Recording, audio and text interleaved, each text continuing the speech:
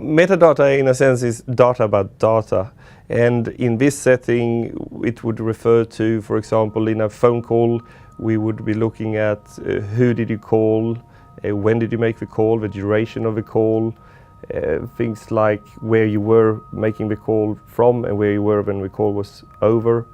Yes, the government is spying on us. That's the whole idea with this data retention structure.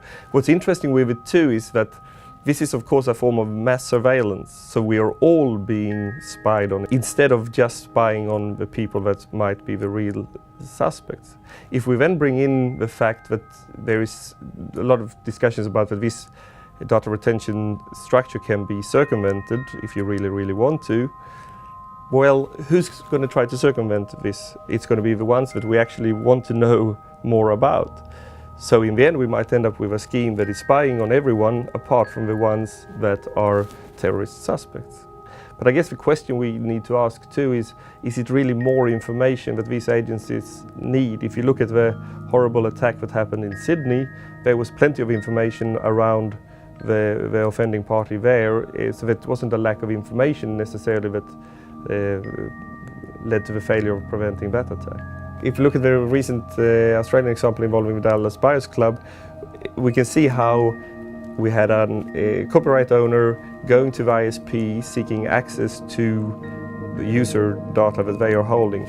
If that ISP is holding that user data only to comply with the Data Retention Directive, it might be that this civil litigant would not be allowed to access the data.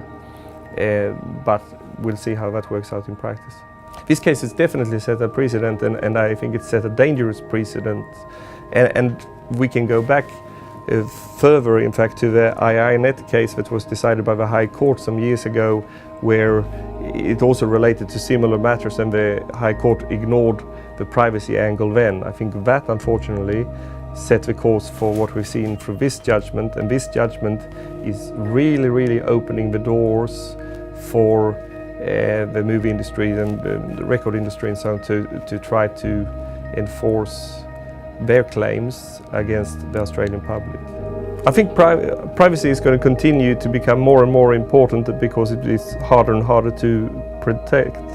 And privacy is always going to clash with certain other rights and interests, like the rights of the copyright holders in this case, the law enforcement system, and it always has to be a matter of a balance being struck.